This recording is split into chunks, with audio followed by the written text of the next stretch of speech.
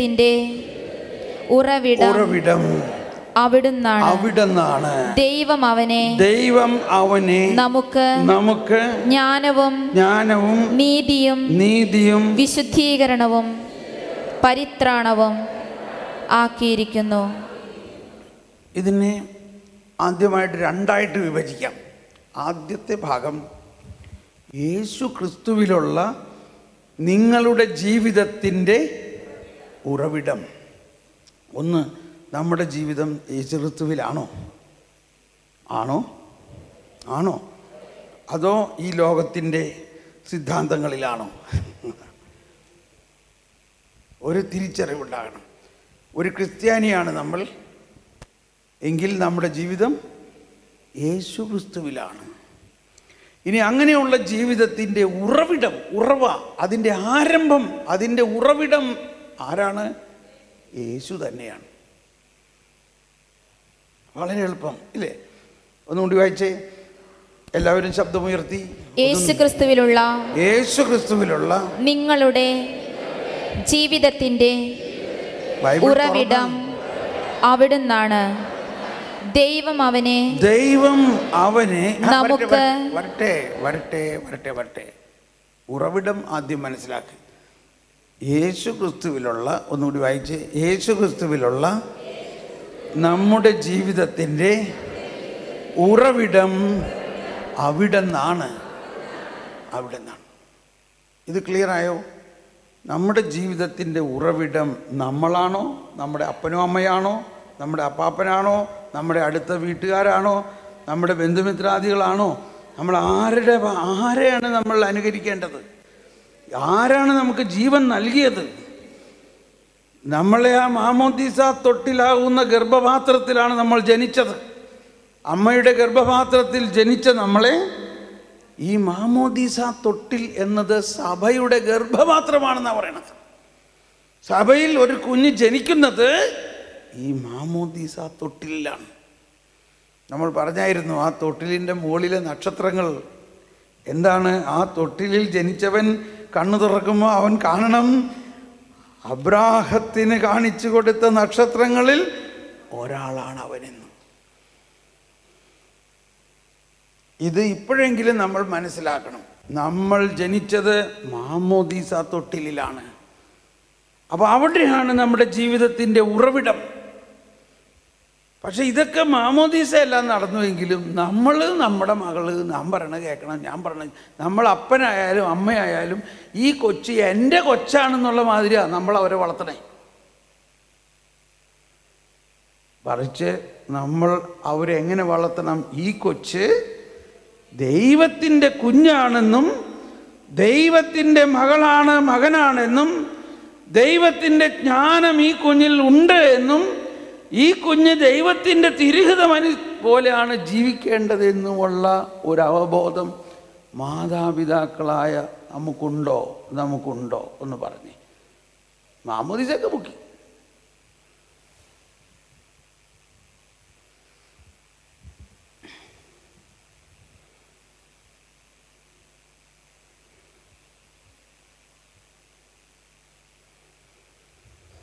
എനിക്കപ്രാപ്യമായ പാറയിൽ എന്നെ കയറ്റി നിർത്തണമേ. എനിക്കപ്രാപ്യമായ പാറയിൽ എന്നെ കയറ്റി നിർത്തണമേ. അന്നാടെൻ്റെ രക്ഷാകേന്ദ്രം ശത്രുക്കൾക്കെതിരെയുള്ള സ്വശക്ത ഗോപുരം. ഞാനങ്ങയുടെ കൂടാരത്തിൽ എന്നേക്കും വസിക്കട്ടെ. അങ്ങയുടെ ചിറകിൻ കീഴിൽ ഞാൻ സുരക്ഷിതനായിരിക്കട്ടെ. നമുക്കുണ്ടാകേണ്ട ഒരു തിരിച്ചറിവ് ഇതാണ്. മാതാപിതാക്കൾ എന്ന നിലയിൽ നമുക്കുണ്ടാകേണ്ട തിരിച്ചറിവ്, നമ്മുടെ മക്കൾ മാമോദീസ സ്വീകരിച്ചതിന് ശേഷം ആരുടെ മക്കളാണവർ? ദൈവത്തിൻ്റെ മക്കളാണ്. ദൈവത്തിൻ്റെ ജ്ഞാനം അവർക്ക് ലഭ്യമാണ്. നമ്മളും അതുപോലെ തന്നെ. നമ്മളും മാമോദീസ സ്വീകരിച്ചപ്പോൾ നമ്മൾ ആരായി മാറിയിരിക്കുന്നു? ദൈവമക്കളായി മാറിയിരിക്കുന്നു. ഇനി നമ്മൾ ദൈവത്തിൻ്റെ ജ്ഞാനത്താൽ നയിക്കപ്പെടേണ്ടവരാണ്, ലോകത്തിൻ്റെ ജ്ഞാനത്താലല്ല.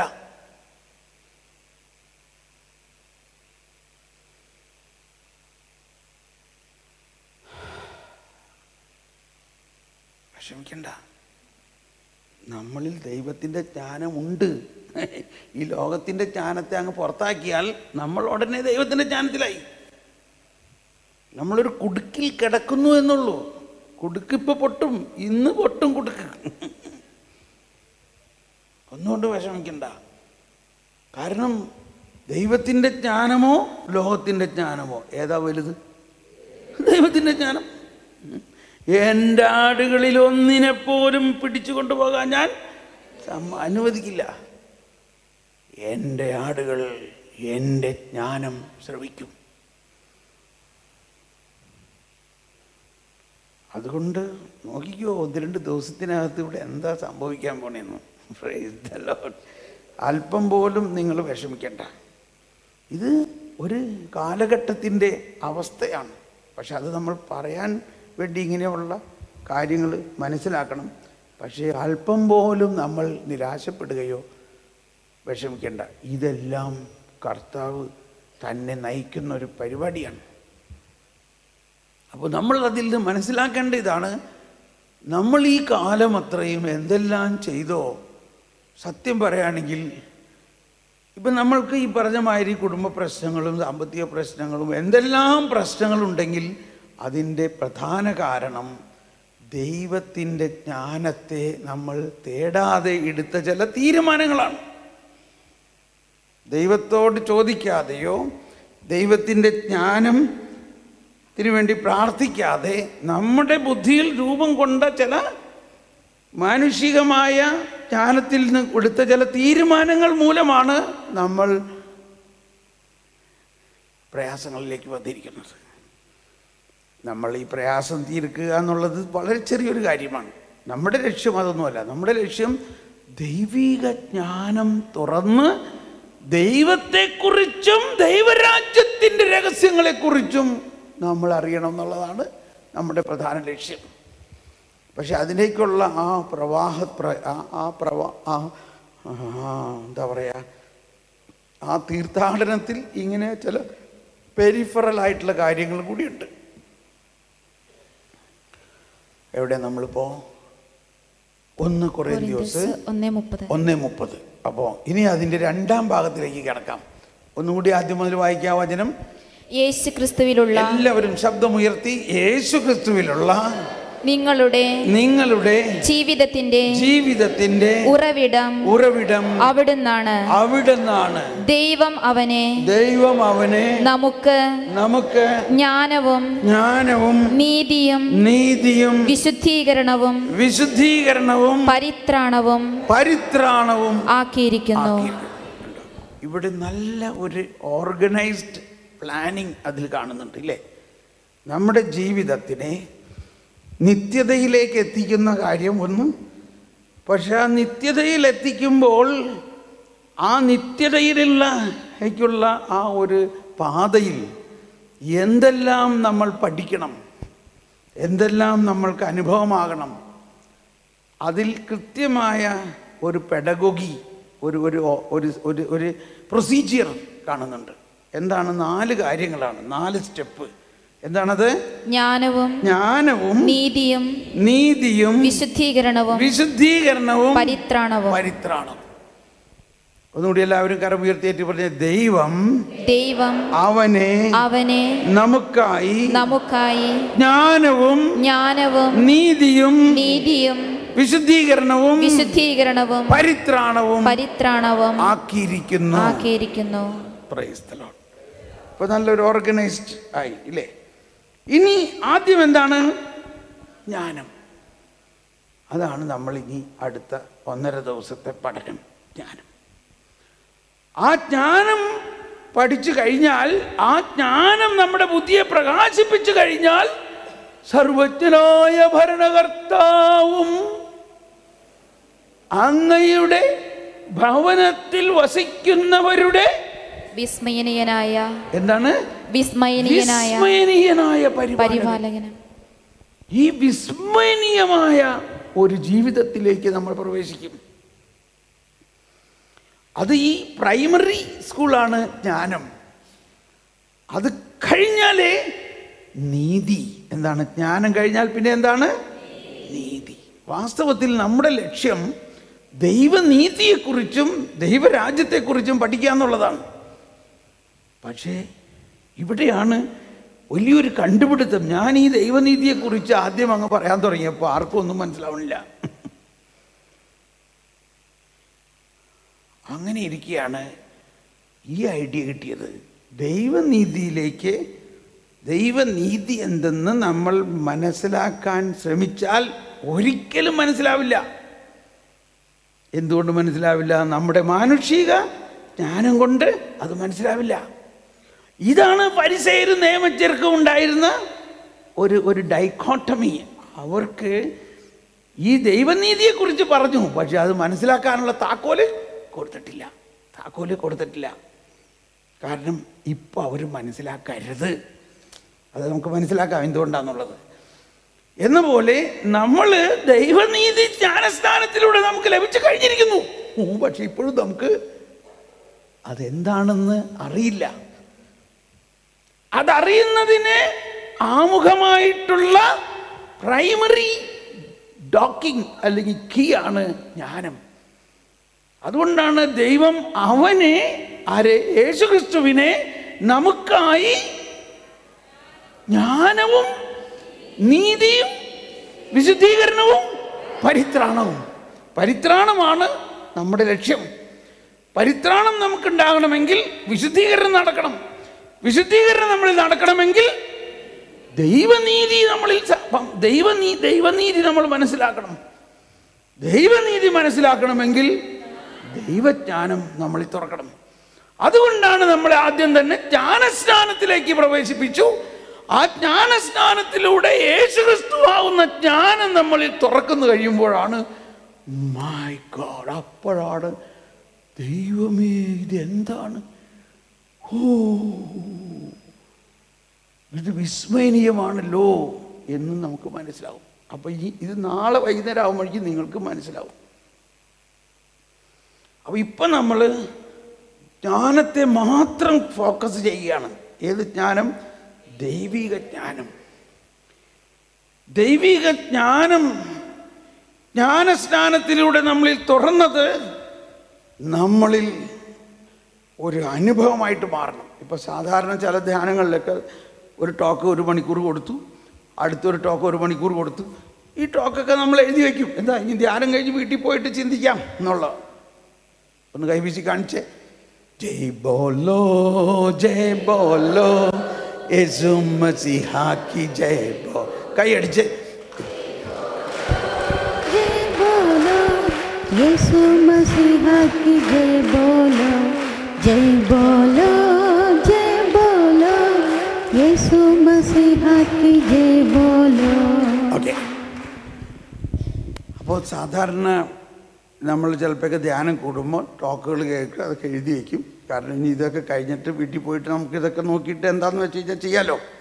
ഇപ്പോൾ ശുശ്രൂഷകരാണെങ്കിൽ പറയും, ഇതാ ക്ലാസ്സിന് കാച്ചാൻ പറ്റിയതാണ് ഈ സബ്ജക്റ്റ്. ഇന്നർ ആളുകൾക്ക് ടോക്ക് കൊടുക്കുമ്പോൾ ഇത് അച്ഛന്മാരുടെ ധ്യാനത്തിൽ പറയാൻ പറ്റിയ സബ്ജക്റ്റാണ്, അതവിടെ മാറ്റി എഴുതി വെച്ചു. ഇത് കുടുംബക്കാർക്ക് പറയേണ്ട കാര്യമാണ്, അതവിടെ മാറ്റി. ഇത് യുവാക്കളുടെ ധ്യാനം. ഇപ്പോൾ വാസ്തവത്തിൽ അതല്ല നമ്മൾ ചിന്തിക്കേണ്ടത്. ഇത് നമ്മൾക്ക് നമുക്ക് വേണ്ടിയാണെന്ന് മാത്രമല്ല, ധ്യാനം കഴിഞ്ഞിട്ടല്ല ഇതിൻ്റെ ആവശ്യം. ഇന്നാണ് ഇതിനാവശ്യം. ഇന്ന് വൈകുന്നേരത്തിനകത്ത് ഇത് തുറക്കണം. മനസ്സിലായോ? ഇതവിടെ എഴുതി കുറിച്ച് വെച്ചിട്ട് ധ്യാനം കഴിഞ്ഞിട്ട് ഞാൻ ധ്യാനിച്ചോളാം എന്ന് പറഞ്ഞിരുന്ന കാര്യമില്ല.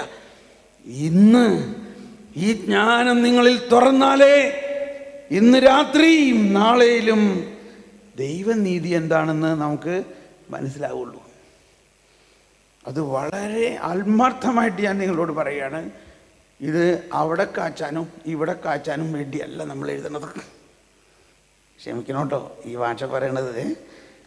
ഇതൊക്കെ ഞാൻ പണ്ട് ഉണ്ടായ അനുഭവങ്ങളാണ്. ഓരോ ക്ലാസ് കേൾക്കുമ്പോൾ ഇത് ഇന്നോടത്ത് പറയാൻ പറ്റിയത്, ഇത് അതിനൊന്നുമല്ല. അതൊക്കെ നമുക്ക് പറയാം. അതാദ്യം നമ്മളിൽ ഉരുവാകട്ടെ. നമ്മളിൽ ഉരുവാകുമ്പോൾ പിന്നെ ഈ നോട്ടിൻ്റെ ഒന്നും ആവശ്യമില്ല. ഇതുകൊണ്ട് എൻ്റെ കയ്യിൽ വല്ല നോട്ടുണ്ടോ? എൻ്റെ കയ്യിൽ ഒരു നോട്ടുമില്ല. ഞാൻ 5 ദിവസം മുഴുവനും നിങ്ങളുടെ മുമ്പിൽ വചനം പറയാൻ പോകുന്നത് എൻ്റെ കയ്യിൽ ഒരു നോട്ടീസും ഇല്ല, ഒരു സ്ക്രിപ്റ്റില്ല, ഒന്നുമില്ല. എൻ്റെ ഹൃദയമാണ് പറയണത്. എൻ്റെ ഹൃദയത്തിൽ വസിക്കുന്ന പരിശുദ്ധാത്മാവും കണ്ടിന്യൂസ് ആയിട്ട് ഇങ്ങനെ പറഞ്ഞുകൊണ്ടിരിക്കുകയാണ്. ഇന്നത് പറയും, അത് പറയും, ഇന്നത് പറയും, അത് കഴിയുമ്പോൾ ഇന്നത് പറയും, ഇങ്ങനെ. അപ്പം അങ്ങനെ ഒരു പരിശുദ്ധാത്മാവ് തന്നെ നയിക്കുന്ന ഒരവസ്ഥ നിങ്ങൾക്കുണ്ടാവും. ഓക്കെ, അപ്പോൾ പറഞ്ഞു വന്നത് യേശു ക്രിസ്തുവിലുള്ള നിങ്ങളുടെ ജീവിതത്തിൻ്റെ ഉറവിടം അവിടുന്നാണ്. അവിടുന്ന് തന്നെ. ബാക്കി പറയൂ. ദൈവം അവനെ നമുക്ക് ജ്ഞാനവും നീതിയും വിശുദ്ധീകരണവും പരിത്രാണവും ആക്കിയിരിക്കുന്നു. ആക്കും അല്ലേ? ആക്കി ഇരിക്കുന്നു. Hello, it is already. ഇനി വരണമേ, തരണമേ, എഴുന്നള്ളി വരണമേ, ഇതൊന്നുമല്ല. ഇതെല്ലാം സംഭവിച്ച് കഴിഞ്ഞിരിക്കുന്നു. ഇത് നിങ്ങൾ ഓരോരുത്തരിലും നൽകപ്പെട്ട് കഴിഞ്ഞിരിക്കുന്നു. യേശു ക്രിസ്തുവാകുന്ന ജ്ഞാനം നിങ്ങളിൽ ഉണ്ട്. അപ്പോൾ നമ്മൾ ഈ ജ്ഞാനം നമ്മൾക്ക് ലഭിച്ചാൽ മാത്രമേ, ഈ ദൈവിക ജ്ഞാനം നമുക്ക് ലഭിച്ചാൽ മാത്രമേ ദൈവിക വെളിപാടുകൾ നമുക്ക് ലഭിക്കുകയുള്ളൂ. അപ്പോഴാണ് ദൈവനീതിയെക്കുറിച്ച് ഞാനിത് പറയുന്നത്. ദൈവനീതി എന്താണെന്ന് മനസ്സിലായി കഴിഞ്ഞാൽ പിന്നെ സുവിശേഷം പ്രഘോഷിക്കുക വളരെ എളുപ്പമാണ്. അല്ലെങ്കിൽ പിന്നെ നിങ്ങളെ സുവിശേഷ പ്രഘോഷണത്തിൻ്റെ വലിയ തലങ്ങളിലേക്ക് കൊണ്ടുപോകും. സുവിശേഷം എന്ന് പറയുന്നത് ഈ ദൈവനീതി തന്നെയാണ്. ഓക്കെ, തൽക്കാലം അതവിടെ നിൽക്കട്ടെ. ഇനി നമുക്ക് ജ്ഞാനം, ദൈവം അവനെ നമുക്കായി ജ്ഞാനമാക്കി. ആ ജ്ഞാനമാക്കി എന്ന് പറയുമ്പോൾ എന്തൊക്കെയാണ് അതിലടങ്ങിയിരിക്കുന്നത് എന്നുള്ളതാണ് ഇനി നമ്മൾ പഠിക്കാൻ പോകുന്നത്.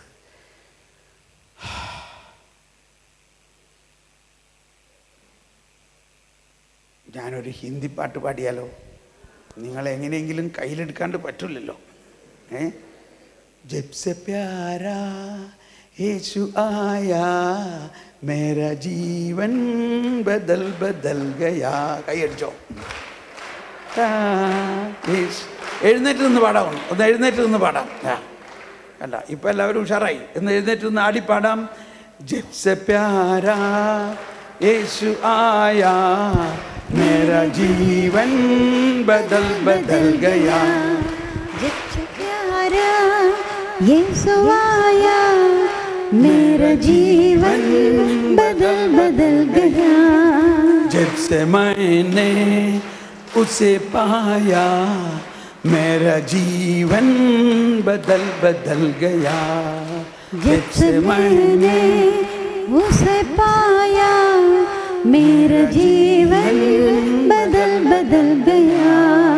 जब से प्यारा यीशु आया मेरा जीवन बदल गया.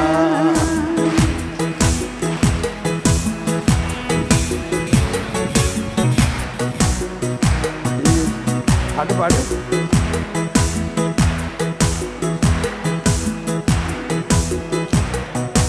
इस जहां के जिंदगी से मुझे छुटाया जान देकर. इस जहां के जिंदगी से मुझे छुटाया जान देकर. तब से दिल मेरा मन मेरी काया. तब से दिल मेरा मन मेरी काया. मेरा जीवन बदल गया. जब से प्यारा यीशु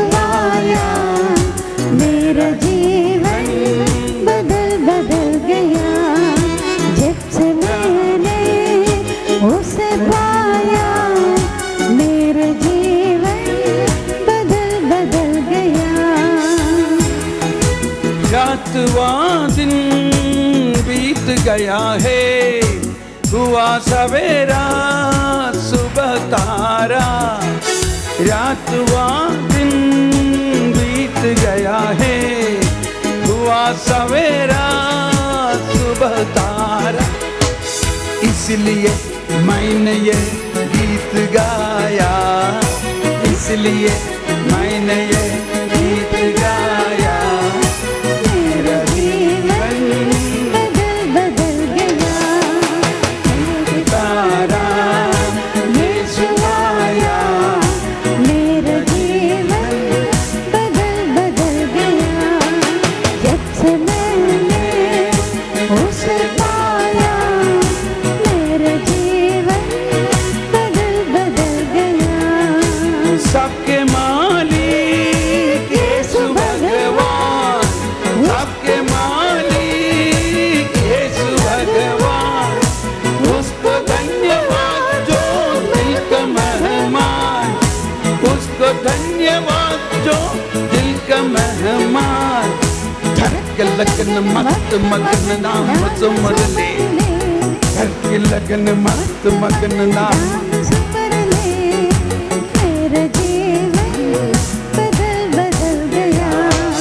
सबसे प्यारा यीशु आया। मेरा जीवन बदल गया। जब से मैंने उसे पाया, मेरा जीवन बदल गया।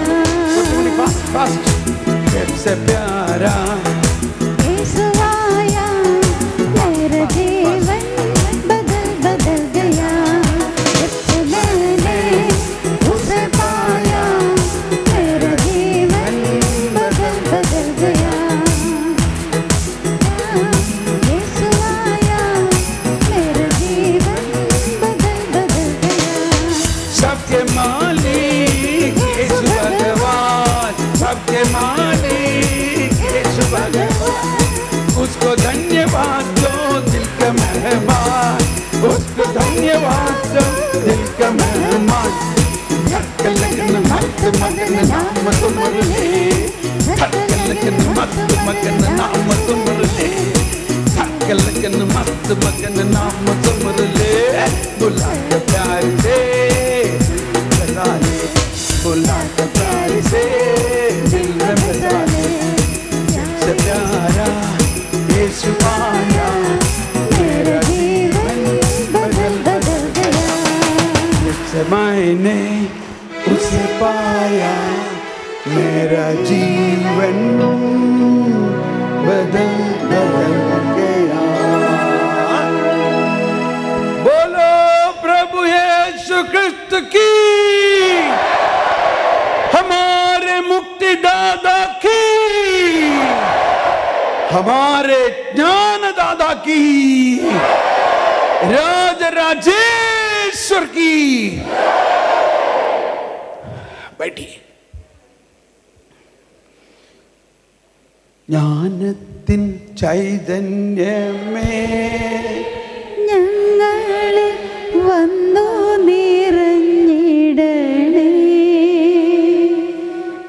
ദിവ്യമാം ദാനങ്ങളാൽ ഞങ്ങൾ നവ്യരായി മാറ്റണമേ.